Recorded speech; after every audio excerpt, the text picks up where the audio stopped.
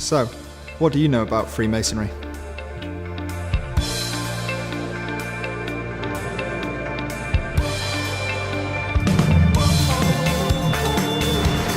He has his friends and I have my friends, but but we get on together well. Yeah, I think I'm a bit of an adrenaline junkie, really. Yeah, to say the least. Occasionally we take a Subaru Impreza on the track.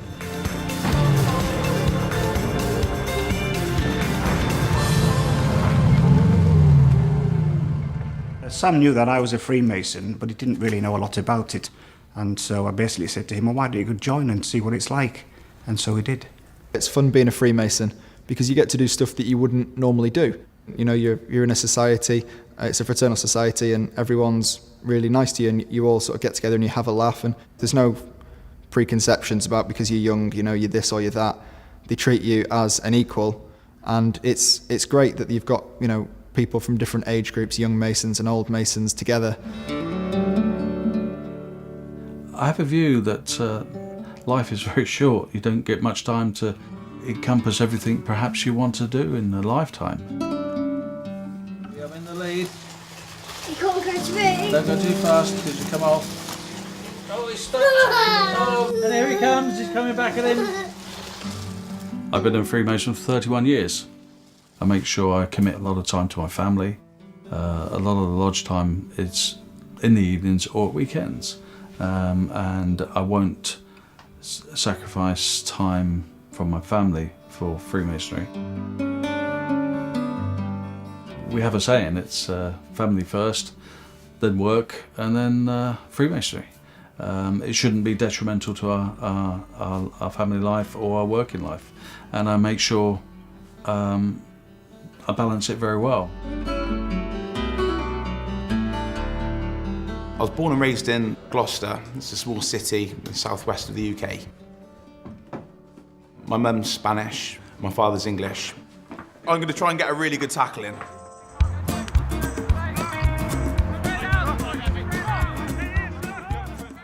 I spoke to my friend and asked about it.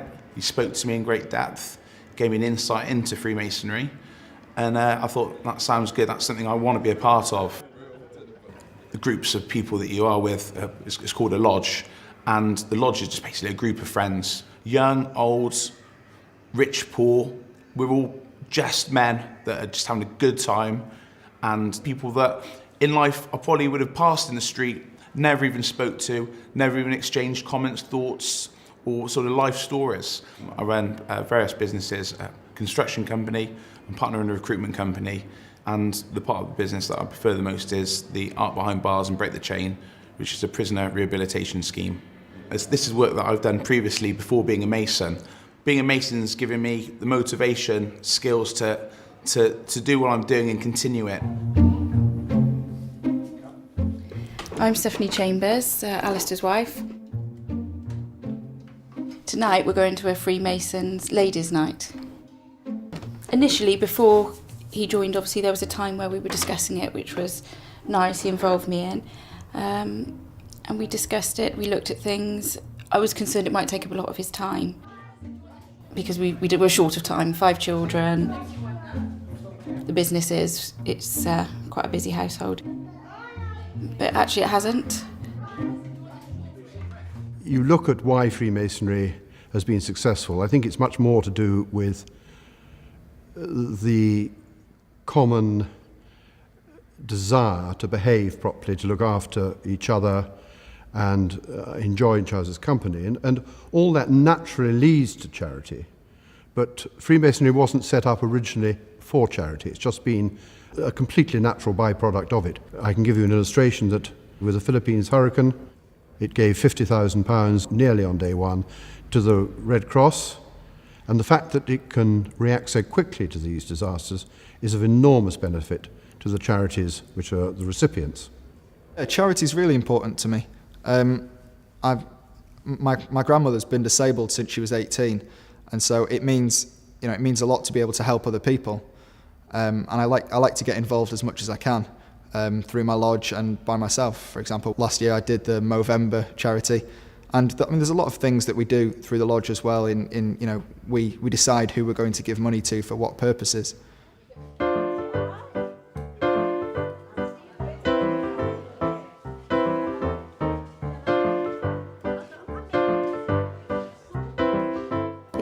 SFI was set up in 1842. We cater for dementia care, residential care and nursing care. Today we are making fairy cakes. Sugar in with your margarine. We have quite a bit of fun here one way and another. They're all very different, the people living here, and they all come from different backgrounds. Freemasonry is very much an extended family.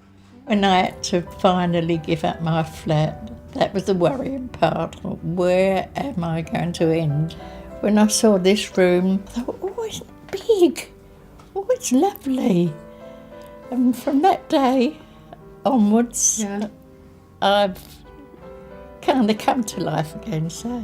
Are we looking after you well? Oh, they call me Mrs. Giggler. I know.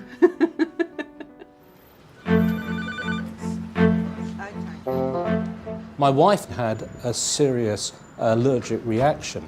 I raced her to A&E and they had to resuscitate her. An incredibly frightening experience. As a thank you, we thought, is there something we can do, particularly to help A&E, and particularly to help children who find themselves in such a frightening environment? I discussed that with my Masonic Lodge, and we came up with the idea of TLC, the simple idea of using teddy bears to take out the stress of a visit to A&E. Coming to a place like this is quite strange to them, quite stressful. Teddy bear, soft teddy bear, always softens the blow. You got babies coming in crying and you do everything that you could possibly do. You can pick any colour. When you see their faces, when you give them a teddy bear, it cuts down the assessment time just so you can just take your observations, heart rate, and it just makes them feel better. As soon as you give your teddy to a child, you know, that brings a smile to their face. Most children name the teddy straight away. One guy this morning, young chap, called his teddy hula hoop. So that was cool. We all have the same interests, which is helping other people and an interest in the history of Freemasonry, which has brought us all together. Since I became a member, it's been absolutely clear that history is extremely important. Freemasons' Hall in Covent Garden, our headquarters, was built as a monument to those who died in the First World War. The building is open to the public, as indeed are virtually all Masonic buildings throughout the country.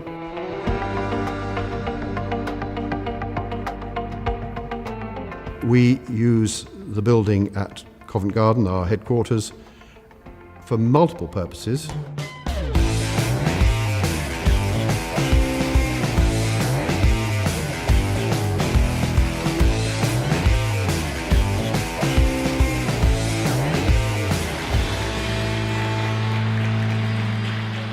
Is Freemasonry right for everyone? I would say yes, as long as you don't carry your preconceptions with you. Because there's a lot of people who have a certain way of thinking towards Freemasonry which is based on nothing. But if you open your mind to it and experience it, then absolutely it's for everyone. Everyone likes to have friends, everyone likes to help other people.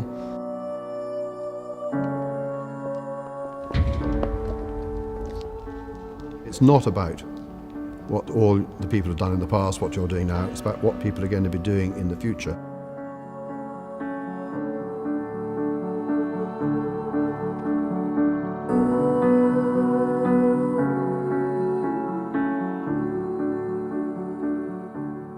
There are no political links. In fact, it's actually banned in a lodge to talk about religion or politics, as those are the two main things that people have such different opinions on.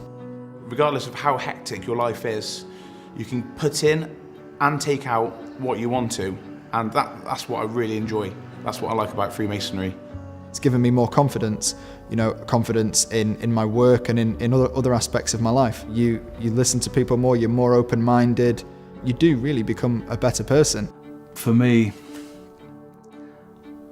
the value and teachings of Freemasonry have made me the man I am today.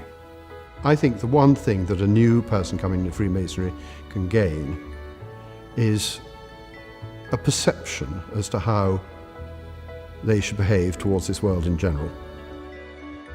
So, what do you know about Freemasonry?